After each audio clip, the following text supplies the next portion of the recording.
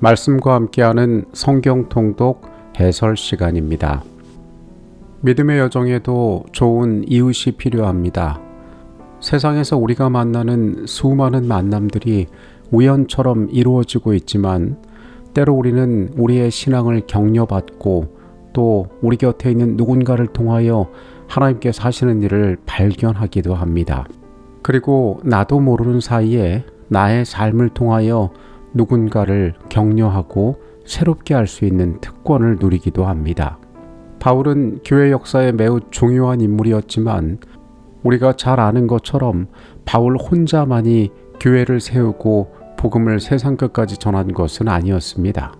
우리가 말씀을 읽으면서 그와 동역했던 또한 그와 협력했던 믿음의 형제들의 이야기를 살피는 것도 우리에게 꽤 유익한 일이 되리라고 생각을 합니다. 내일 우리가 읽게 될 말씀은 디모데후서 1장부터 4장까지의 말씀입니다. 디모데후서 1장의 말씀으로 갑니다. 내가 밤낮 간구하는 가운데 쉬지 않고 너를 생각하여 청결한 양심으로 조상적부터 섬겨오는 하나님께 감사하고 내 눈물을 생각하여 너 보기를 원함은 내 기쁨이 가득하게 하려 함이니 이는 내 속에 거짓이 없는 믿음이 있음을 생각함이라.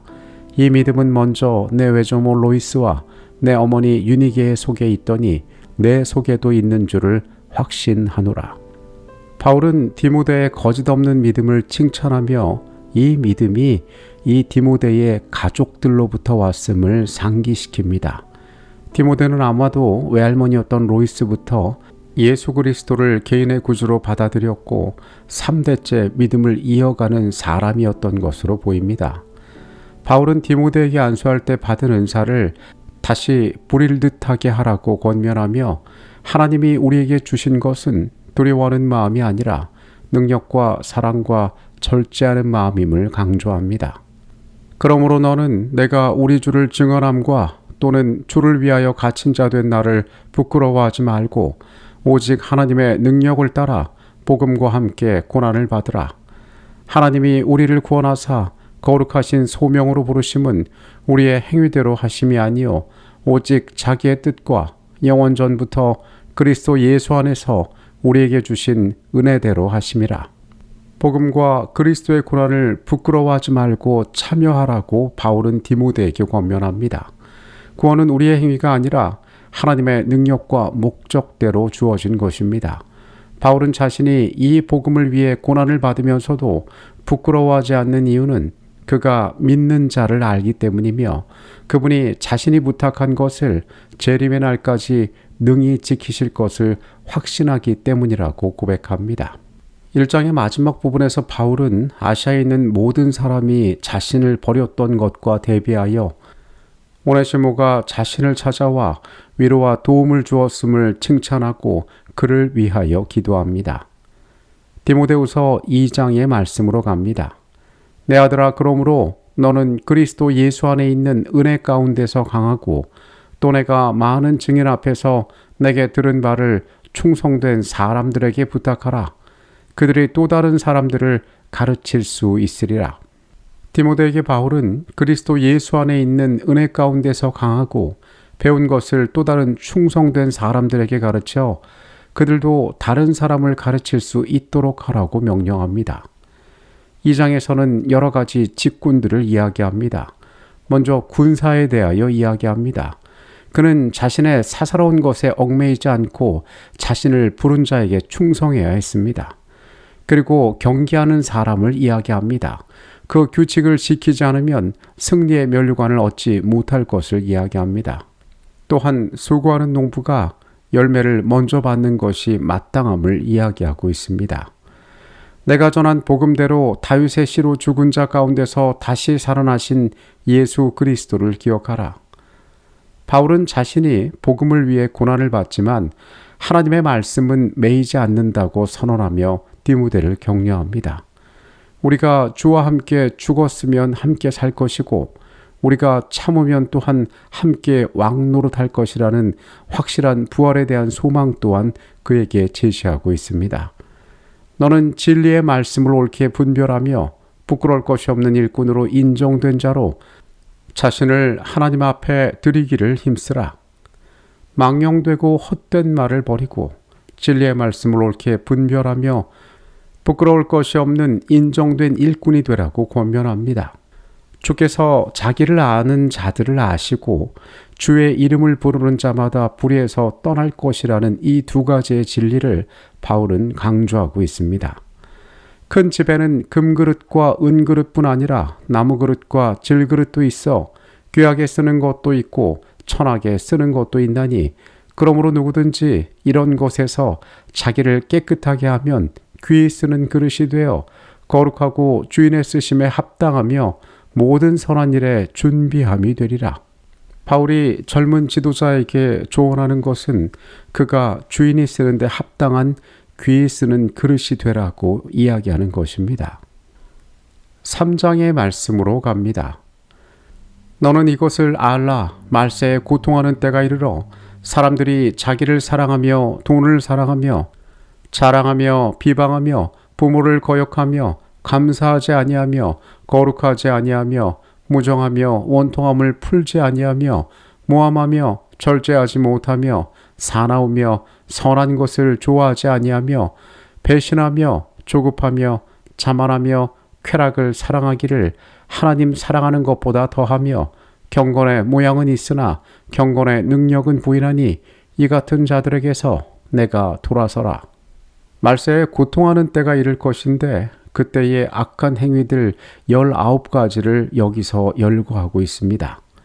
이들에게는 경건의 모양은 있으나 그 능력은 부인하는 자들이므로 그들에게 돌아서라라고 경고합니다. 바울은 모세 시절에 얀네와 얀브레를 언급하면서 진리를 대적하는 자들은 결국 그 어리석음이 모든 사람 앞에 드러날 것임을 이야기하고 있습니다. 또 어려서부터 성경을 알았나니 성경은 능히 너로 하여금 그리스도 예수 안에 있는 믿음으로 말미암아 구원에 이르는 지혜가 있게 하느니라. 모든 성경은 하나님의 감동으로 된 것으로 교훈과 책망과 바르게 함과 의로 교육하기에 유익하니 이는 하나님의 사람으로 온전하게 하며 모든 선한 일을 행할 능력을 갖추게 하려 함이라.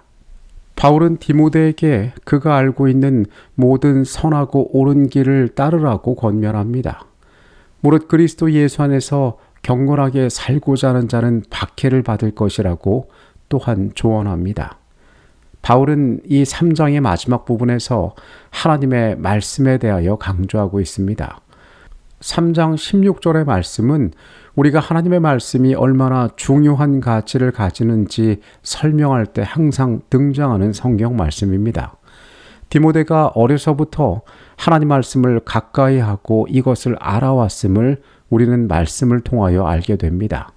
성경의 가장 중요한 점은 이 모든 것이 하나님의 감동으로 되었다는 것입니다. 이것은 모든 시간과 세대를 뛰어넘는 교훈과 가치를 지니고 있는 책이란 것을 우리가 인정할 수밖에 없습니다. 그리고 이 책이 가진 변화의 능력이 사람을 온전케 하고 선한 일을 행하도록 사람을 변화시키는 일을 하게 되는 것입니다. 디모데후서 4장의 말씀으로 갑니다.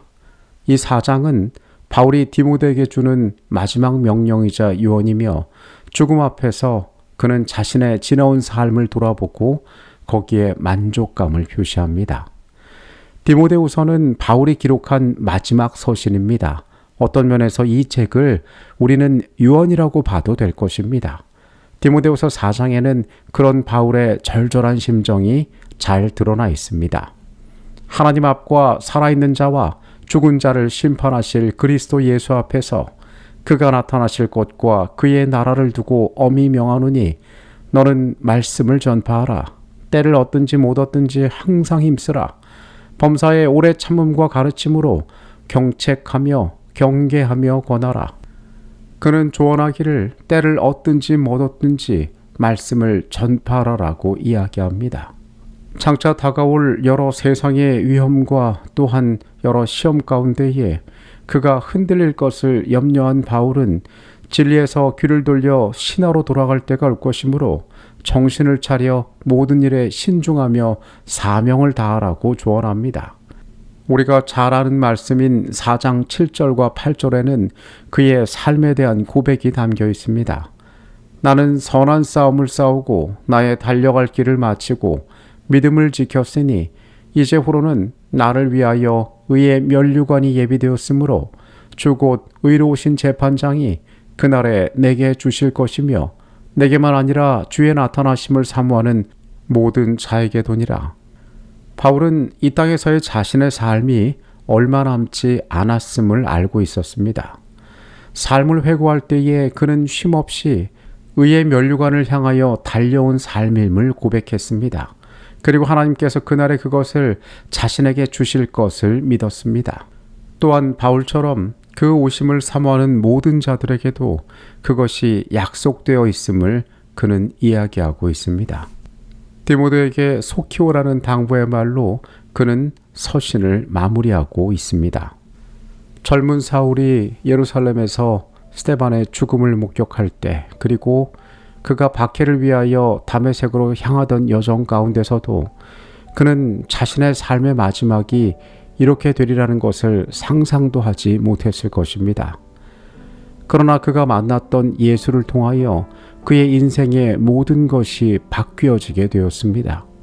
세상적인 관점으로 볼 때에 그는 이전보다 훨씬 못한 신분과 처지 가운데 살아갔고 말로 설명할 수 있는 육체의 고통과 궁핍함을 경험했지만은 그는 그가 얻게 된 새로운 삶에 대하여 그가 만난 예수 그리스도에 대하여 단 한 번도 후회하지 않았던 것 같습니다. 우리 역시 예수 그리스도를 만났음은 우리의 삶의 궤적이 이전과는 달라졌다는 것을 의미하는 것입니다. 세상에서 우리의 형편이 어떻게 달라졌느냐는 중요하지 않습니다. 그것은 우리도 바울처럼 의의 면류관을 약속하신 그분을 바라보고 이 땅을 살아가기 때문에 그렇습니다.